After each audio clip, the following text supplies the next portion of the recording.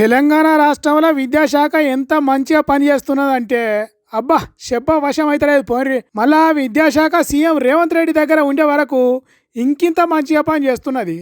ఎంత మంచిగా అంటే తరగతి గదిలో కూర్చొని చదువుకునే పిల్లలు సంచులు చదువుకొని బడిని ఇడిచిపెట్టేంత చక్కదనంగా పనిచేస్తున్నది. పేరుకు పేదరికం పెట్టుబడికి పేదరికం అన్నట్టు ఈ పిల్లలు చదువుకునే బడి బంగ్లాకు అద్దె కట్టే దిక్కు లేదట తెలంగాణ రాష్ట్రంలో.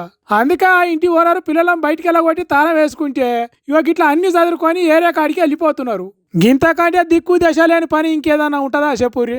అభివృద్ధి చెందిన రాష్ట్రాలలో మొదటి 4-5 జాగాలలో ఉండే తెలంగాణ అద్దెకు ఉన్న బడి బిల్డింగుకు కిరాయి కట్టలేని కాడికి వచ్చింది. పాపం ఆఫీసర్లు మాత్రం ఏం చేస్తారు చెప్పుర్రి.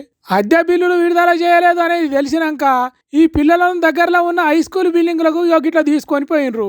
గిట్ల అయితే రాష్ట్రంలో చదువులు చక్కదనంగా చిగురిస్తాయి. భవిష్యత్తులో మన పిల్లలు ఐఐటి ఎన్ఐటి సీట్లు కొట్టి రాష్ట్రానికి విద్యాశాఖ మంత్రి రేవంత్ రెడ్డికి మంచి పేరు తీసుకొస్తారు. మస్తు గ్రేట్ ముచ్చట కదా ఇది.